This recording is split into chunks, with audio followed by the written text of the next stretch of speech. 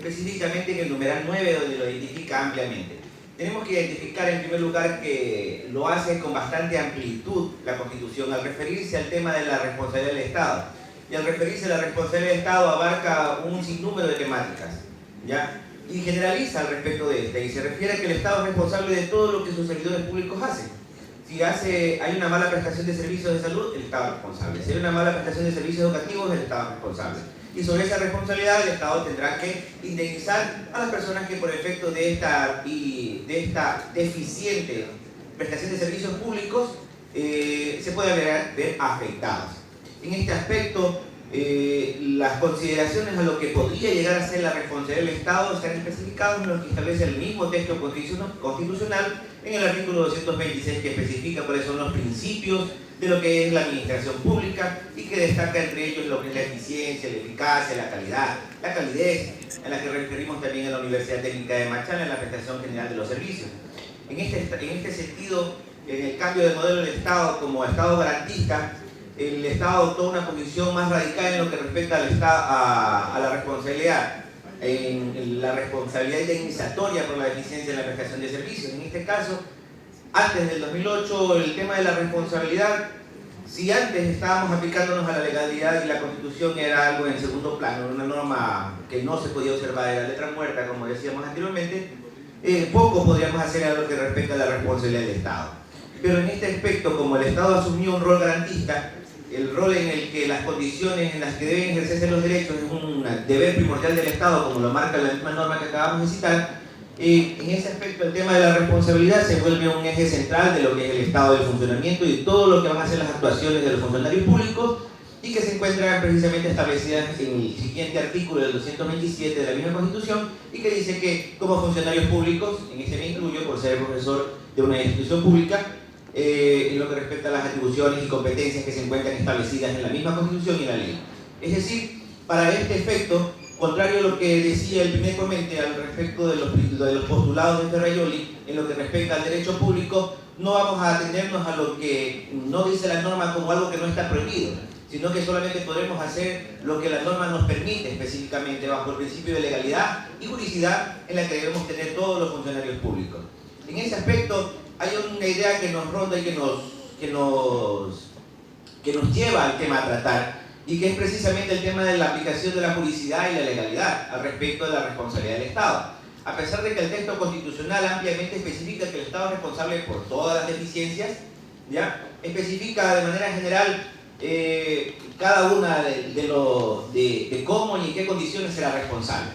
En lo que respecta a la administración de justicia, es específico, si podemos cambiar de diapositiva, es específico en el momento de clasificar con respecto al funcionamiento normal de la justicia. Y propone dos aspectos, uno que viene, el siguiente, que viene de orden constitucional y otro que viene de orden infraconstitucional. En el último inciso del numeral 9 del artículo 11 especifica que la administración de justicia será responsable por la detención arbitraria, por la falta de tutela judicial efectiva, por lo que son las violaciones al debido proceso. En este aspecto, el tema de la responsabilidad del Estado, el Estado actúa como un sujeto de derechos. En este aspecto, sujeto a sufrir las consecuencias jurídicas que se tiene al no cumplir con sus responsabilidades, con sus obligaciones. Y para efectos de esto de aquí, crea en un orden constitucional garantías jurisdiccionales en el que el Estado actúa también como sujeto procesal, y por lo tanto, encontrarse que hay responsabilidad del mismo, también podrá ser condenado en ese mismo efecto de forma inmediata al respecto de la reparación integral que conocemos muy ampliamente.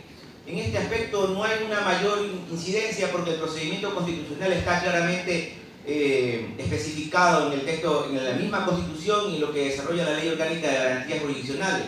Lo que nos preocupa realmente es lo que en orden infraconstitucional realmente intenta regular y lo que está sucediendo realmente en el Estado ecuatoriano al respecto de la aplicación. Y esto es algo que les afecta principalmente a los servidores judiciales, porque en lo que respecta al orden infraconstitucional ha especificado tipologías claras como es el error judicial, lo que es el retardo injustificado y lo que es la inadecuada administración de justicia. Encontramos tres tipologías que no se encuentran en ningún lado de nuestra organización normativa clara. No tengo ni en la Constitución ni en el Código Orgánico de la Función Judicial algo que me diga qué es el error judicial, qué es el retardo injustificado, qué es la inadecuada administración de justicia. Entonces, para poder clarificar este tema conceptual primero, no puedo referirme a la norma en ninguna clase, tengo que referirme directamente a la doctrina, a la jurisprudencia, o para efecto a lo que el Pleno del Consejo de la Judicatura ha aplicado para efectos del juzgamiento en los procesos disciplinarios que se ha realizado en contra de funcionarios de la Administración de Justicia. En este efecto, seguimos con el tema. No tenemos claro cómo voy a aplicar cada una de estas tipologías. Si nosotros nos referimos al Código Orgánico de la Función Judicial, lo vamos a encontrar el error judicial, y cada uno de estos tipos son únicamente como principios aplicables.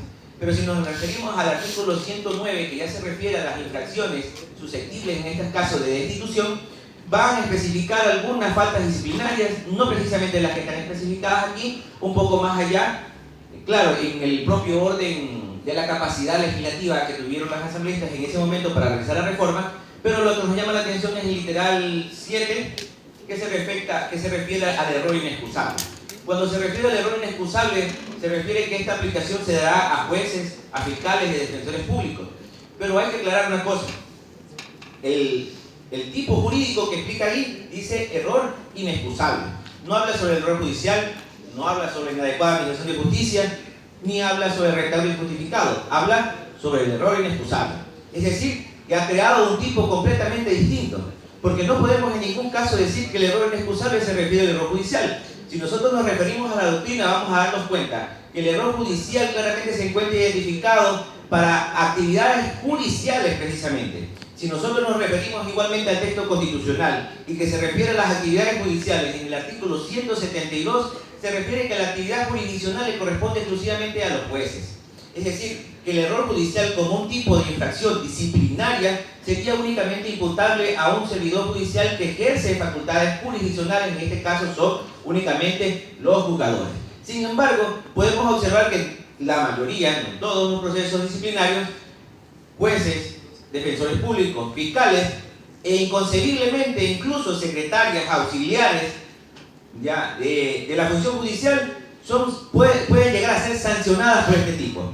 Un ejemplo de ello es un expediente administrativo, claro. Se me va el número, nunca me los aprendo tampoco.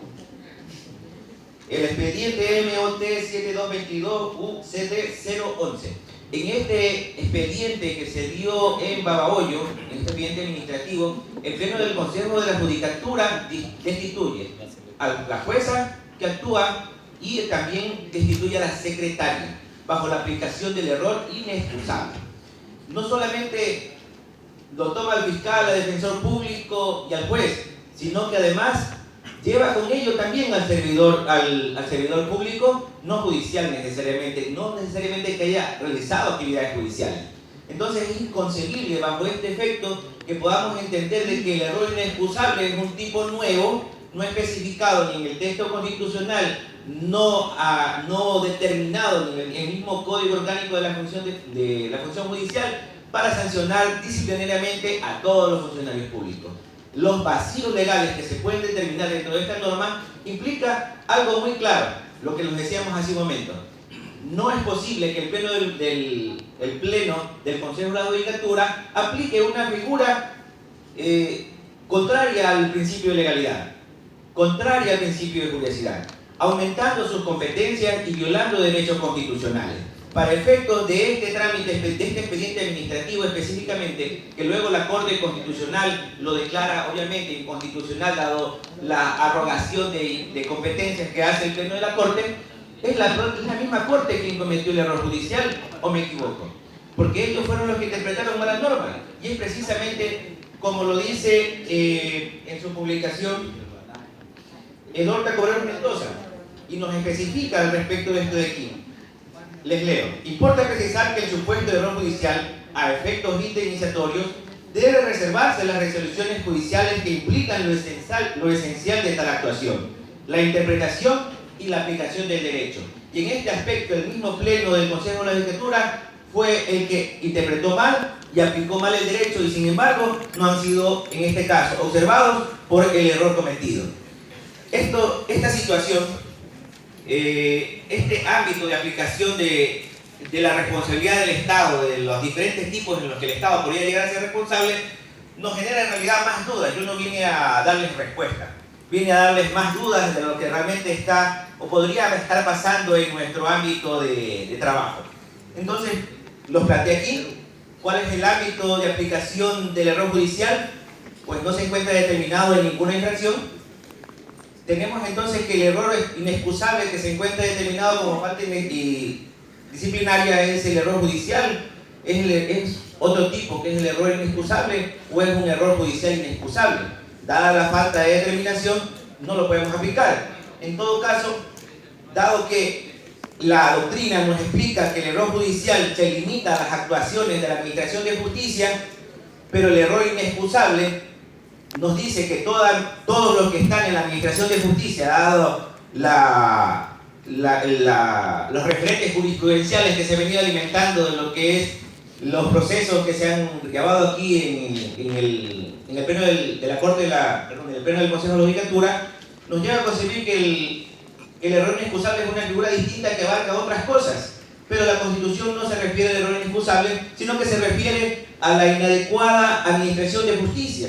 Y en ese estado, ¿dónde se aplica el error inexcusable? ¿O es error inexcusable o es inadecuada administración de justicia? ¿Cuál es el tipo que realmente se está aplicando en este momento? Nos nace esa duda, dado que bajo la doctrina el funcionamiento normal de la Administración de Justicia, que se equipara a este tipo, abarca todo lo que el error judicial no hace. Es decir, todo lo que no se refiere a aplicación e interpretación de derechos. Lo que sí podría llegar a ser en su momento aplicable a los otros servidores, como se trata del fiscal, del defensor público, de los secretarios que en su actuación podrían llegar a ser sancionados. Y dado el ámbito de esto, lamentamos el hecho de que no se encuentre especificado, de que no tengamos una organización normativa que nos permita actuar. En ese aspecto, la respuesta del Estado ecuatoriano a través del Código de la Función Judicial implica que nos mantenemos en una situación de inseguridad jurídica, de tal manera que ningún servidor judicial podría en su momento determinar qué actuación lo podría llegar a obtener una sanción o en qué momento podría llegar a ser destituido por tal evento. Podría llegar a ser una falta leve, pero la verdad es que no se encuentra determinado. Podría ser que algo muy sencillo lo lleve a una destitución. Podría ser que algo gravísimo lo lleve solamente a una sanción leve o una multa, dado que la interpretación de algún tipo arbitraria que viene realizando el Consejo de la Judicatura respecto de estos tipos implica de que puedan hacer lo que lamentablemente hemos podido observar en algunos casos, en lamentables casos en los que se puede hacer lo que el Pleno de la Justicia, del Consejo de la Judicatura quiera. Hacer precisamente lo que quiera, arbitrariamente, algo que bajo los principios de la administración pública, del derecho administrativo, es imposible. Actuar fuera de la legalidad, actuar fuera de la juridicidad. En ese aspecto, en la siguiente diapositiva, por favor.